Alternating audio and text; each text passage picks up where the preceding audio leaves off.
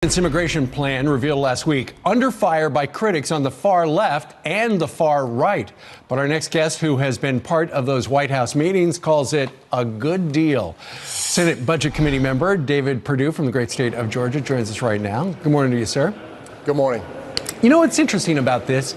From the White House immigration framework, which the White House unveiled last week, is every part of it polls well with the American people. So you would think this would be easy.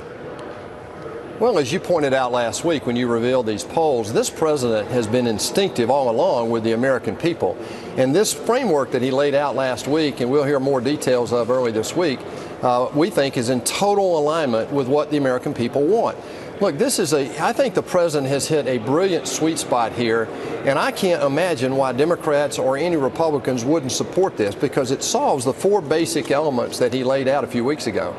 You know, the thing about a negotiation is, and clearly, and we look at the big board, what the White House has called for, $25 billion for the wall and border security, eliminate the visa lottery, curbs chain migration, pathway to citizenship for 1.8 million dreamers, which is double the number, at least double what we have heard from in the past.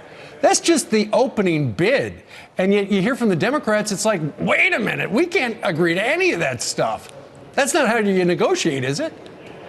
Well, this president knows how to negotiate. I wouldn't try to tell him how to do that. He's got a career proving that he knows how to do that. Look, what he has found here is a middle ground that solves the four basic areas that the Democrats said they want at various times in the past and Republicans have said they wanted. Sure, there are going to be complaints about any one of the facets, but what it does is it provides certainty for this DACA population, but it also eliminates the cause that got us here in the first place.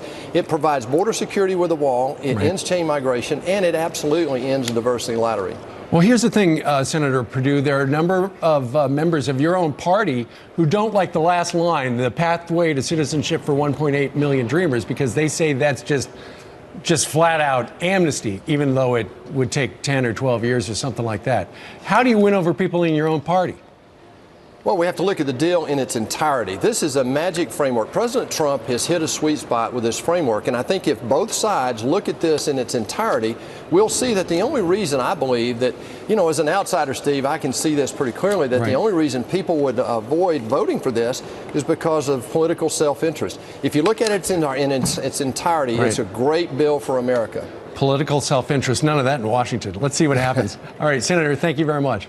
Thanks, guys. All right.